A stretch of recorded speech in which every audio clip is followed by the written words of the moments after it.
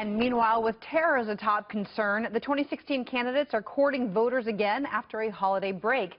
Jeb Bush attending events in Florida as his GOP rivals campaign elsewhere across the country. Ed Henry is live in Washington. Ed, that's an interesting choice of place for Jeb Bush to be campaigning right now. You're right, Leah, because we're 5 weeks away from the Iowa caucuses. He's not there because he's not leading or really close to the top of the heap, instead choosing, as you noted, to campaign in Florida, his home state. They have a primary there on March 15th, and that's one of the struggles for Jeb Bush.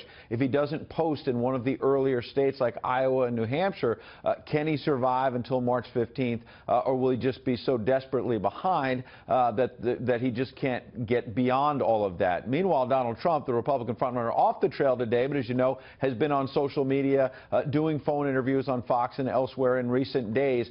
And what it's really shaping up to be, while neither side is finished with their primaries, obviously, is that the two frontrunners, Donald Trump and Hillary Clinton on the Democratic side, are almost operating as if we're already in a general election, with the insults going back and forth.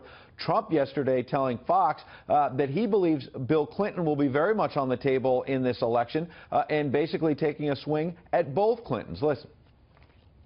I think he is fair game because his presidency was really considered to be very troubled, to put it mildly, because of all of the things that she's talking to me about. I mean, she's mentioning sexism. Now, you noted Jeb Bush campaigning in his home state of Florida today. He continues to insist that Trump cannot insult his way to the White House, although Bush himself, in his comments, continues to try and insult Trump. Listen. He wakes up in his pajamas and watches the TV shows on Saturday and Sunday. Donald Trump is not serious about being a candidate. He's a great politician. He fills the space. He's the chaos candidate, and he'd be the chaos president of the United States. So you can see part of the conundrum of the Bush campaign right there. He continues to say that Trump can't insult his way to the White House, although Bush feels like he continues to need to try and take Trump on directly to move up in the polls. Leah. Interesting to see how this all plays out. Ed Henry in Washington. Thank you, Ed.